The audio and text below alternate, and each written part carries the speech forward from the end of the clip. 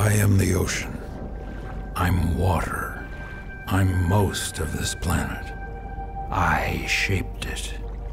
Every stream, every cloud, and every raindrop, it all comes back to me. One way or another, every living thing here needs me. I'm the source. I'm what they crawled out of. Humans, they're no different. I don't owe them a thing. I give, they take, but I can always take back.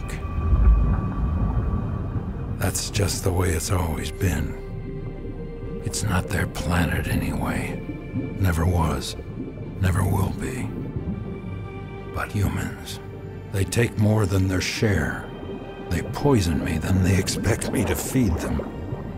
Well, it doesn't work that way.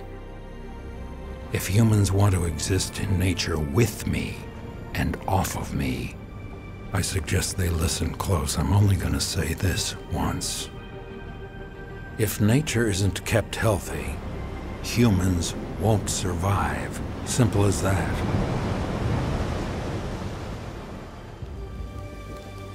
I mean, I could give a damn with or without humans. I'm the ocean. I covered this entire planet once, and I can always cover it again.